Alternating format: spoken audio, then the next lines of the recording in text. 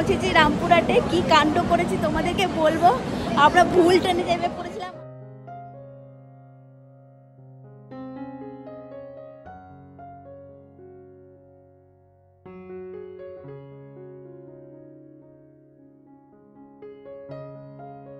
Good morning সরকার Saha family, তোমরা সবাই কেমন আছো? আশা করি তোমরা সবাই খুব ভালো আছো, সুস্থ আছো। আমি স্বরূপা। তো আজকের ব্লগটা তো মানে শুরু করছি তাও হাঁপাতে হাঁপাতে, মানে এত গরম আর এত গুমোট, রোদ নেই এক ফোঁটা, রোদ খুব কম উঠেছে, রোদের জোর নেই, কিন্তু এমন ভ্যাপসা একটা গরম সৃষ্টি হয়েছে। আর এমন মানে কি বলবো, বৃষ্টি না হলে এই গরমটা যাবে না। মানে বসে থেকে থেকে মানে জামা কাপড় ভিজে যাচ্ছে, ঘেমে যাচ্ছে, এমন অবস্থা হচ্ছে। আর তার মধ্যে একবার বেরিয়েছিলাম সকাল সকাল পোস্ট অফিসে, যে কাজটার জন্য থাকা এতদিন এখানে, যেই কাজটা আটকে, তাও সেটা হলো না। মানে কি বলবো, আর জন্য মাথাটা আরও গরম হয়ে গেছে সকালবেলায়। যদি জানতাম হবে না তাহলে আর সকাল সকালই বেরিয়ে যেতাম রামপুরহাটের জন্য। ওইদিকে বাড়িতে মারাও বারবার বলছে, আমার নিজেরও খারাপ লাগছে। তো যাই হোক, কাজটার জন্য বসেছিলাম, কিন্তু কাজটাও হলো না, কিছুই না। তো যা হবে হোক, কিন্তু এত গরম পড়েছে আর মানে সহ্য করা যাচ্ছে না। তো বৃষ্টিটা হলে এবার বাঁচা যায়। তো যাই হোক, আজকে এখানে হচ্ছে লাস্ট। আবার কবে আসবো জানি না। পুজোতে হয়তো আসতেও পারি, না আসতে পারি। তবে এবারে পুজোতে না আসার চান্সটাই বেশি, কেন যেহেতু এখন এসে থেকে গেলাম 1 মাস। তো পুজোতে হয়তো আর আসবো বললে মনে হয় না, সাহা তো আসবেই না। তো দেখা যাক। তো আজকে শেষ দিন এখানে সুরুল বড় বাড়িতে। আর আজকে বিকালে যাব রামপুরহাট। আর আদি এখন এই দেখো গরমে খেলে এসে এই যে বসে বসে এখন কি খাচ্ছে, দেখো কি খাচ্ছিস বল? মাটনের তেল।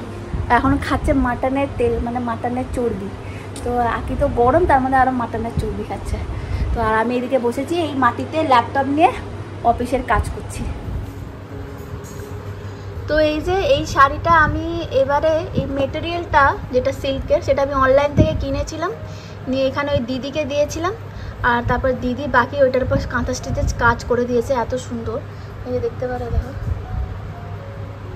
সুন্দর দেখতে লাগছে। এখন তো লাইটটা দিয়ে, লাইটটাও জ্বালিয়ে, লাইটটা হলে তো আরও ভালো বুঝতে পারবে। এই যে মেরুন কালারের, এটা মেরুন কালারের র সিল্কের ওপর এই কাজটা করেছে দিদি। আর এই যে এইটা আঁচলাটা দেখা, এটা হচ্ছে ব্লাউজ পিস এইটা। আর এই যে আঁচলাটা পুরো সিম্পল কাজ।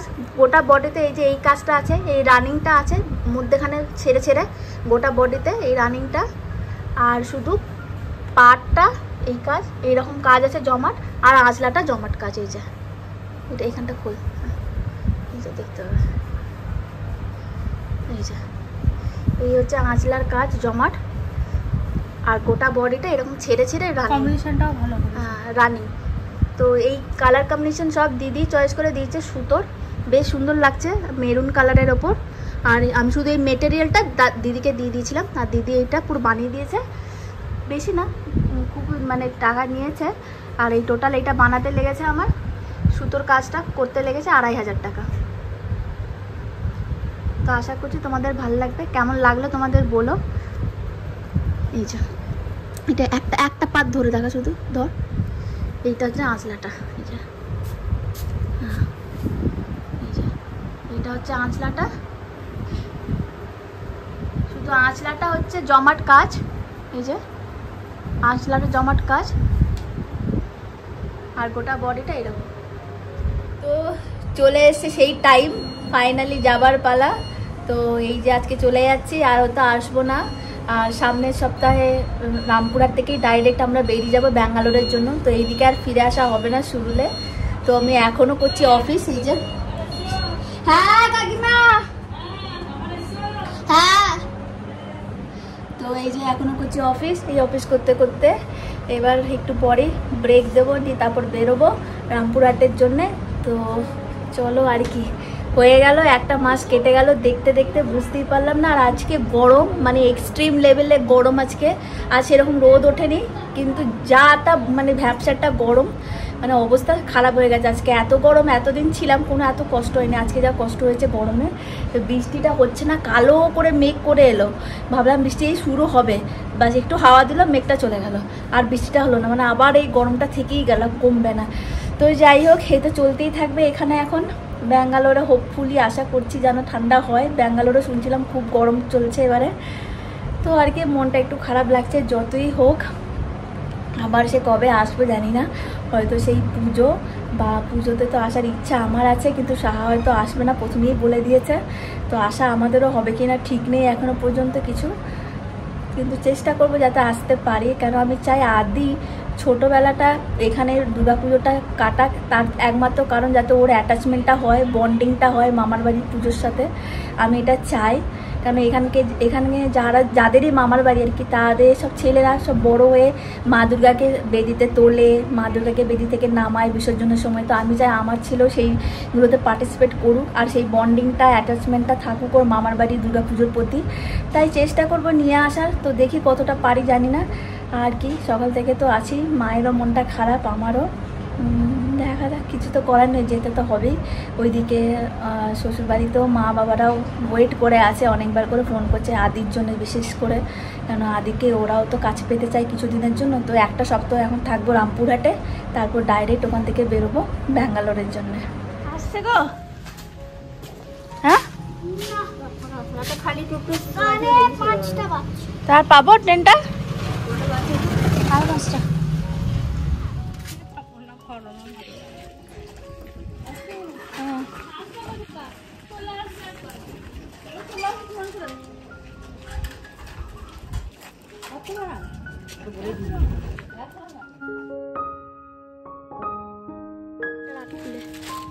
দেখো ব্যাগটা পরে চলো চলো আসছি। হ্যাঁ টাটা।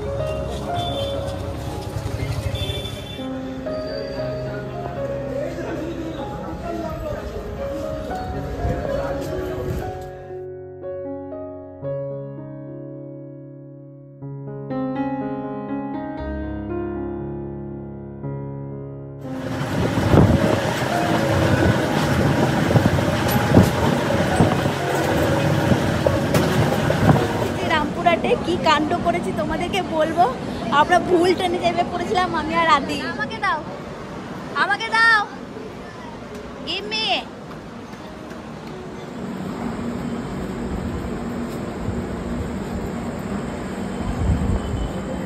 আসতে তো আমি আর আদি ভুল করে সরাইঘাটে আসবো ঠিক করেছিলাম, সুপারফাস্ট সরাইঘাট এক্সপ্রেসে। সেই জায়গায় আমরা চেপে পড়েছি ব্যাঙ্গালোর গুয়াহাটি ট্রেনে।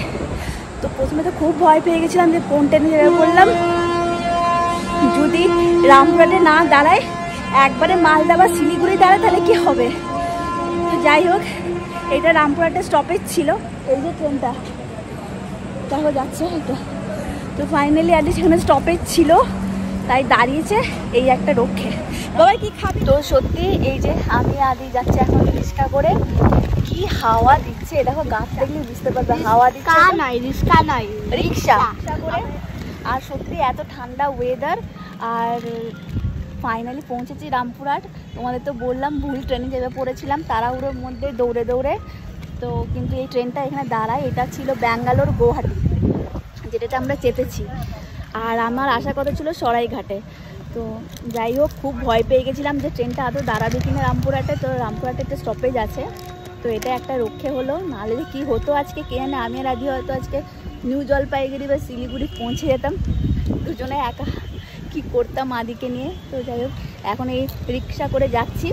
আর এত সুন্দর ঠান্ডা হাওয়া আর ওয়েদার এখানে। বোলপুরে এত গরম ভাবতেই পারিনি রামপুরহাটে এত ঠান্ডা ওয়েদার হবে। সত্যিই খুব ঠান্ডা আর ভীষণ ভালো ওয়েদার। তো যাই হোক, এখন এই রিক্সা করে যাচ্ছি। আর এত সুন্দর ঠান্ডা হাওয়া আর ওয়েদার এখানে, বোলপুরে এত গরম ভাবতেই পারিনি রামপুরহাটে এত ঠান্ডা ওয়েদার হবে। সত্যিই খুব ঠান্ডা আর ভীষণ ভালো ওয়েদার।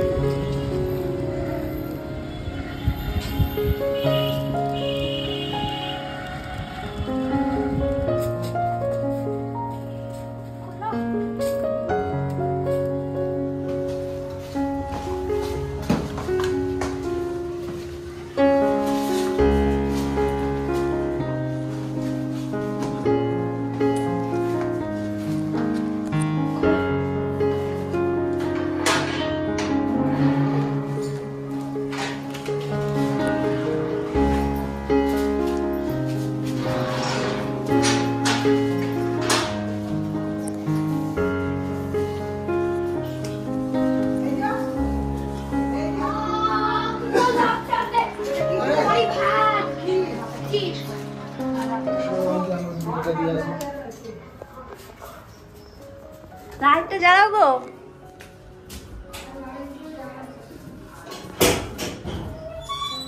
তো আমরা এখন যাচ্ছি ছাদে গাছে জল দিতে রাতের বেলায়। আর আজকে বাইরে অসম্ভব সুন্দর ঠান্ডা হাওয়া, এত ঠান্ডা হাওয়া যে ঘর ঠান্ডা হয়ে গেছে, কিন্তু ঘর এর থেকে বেশি গরম, বাইরে এত ঠান্ডা।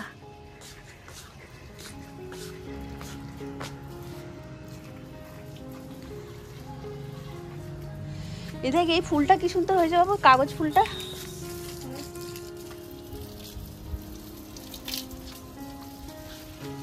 এই ফুলটা সম্ভব ঠান্ডা। হ্যাঁ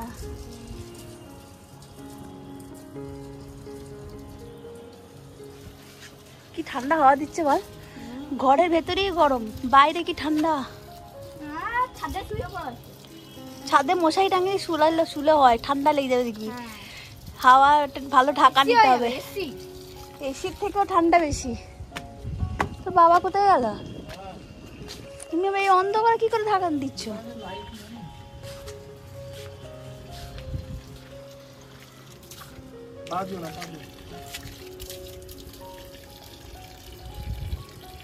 অন্ধকারে দেখতে পাচ্ছ?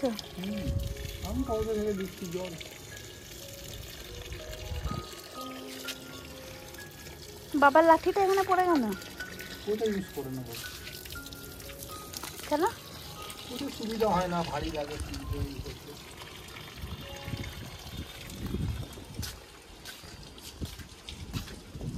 কি হাওয়া। বাবার পোষা পায়রাগুলোও কিন্তু কি সুন্দর নিজের জায়গায় বসে আছে। তো আর কি, চলো এবার নিচে এসে একটু আদির সঙ্গে বল খেলছি, আর একটু পরে খেয়ে দে শুয়ে পড়বো। আর আজকের ব্লগটাও তাহলে এখানেই শেষ করছি। আশা করছি তোমাদের ভালো লাগবে। ভালো লাগলে অবশ্যই একটা লাইক করো, আর কমেন্ট করে কিন্তু জানিও কেমন লাগলো। আর সবাই খুব ভালো থেকো, সুস্থ থেকো, সাবধানে থেকো। Bye bye all.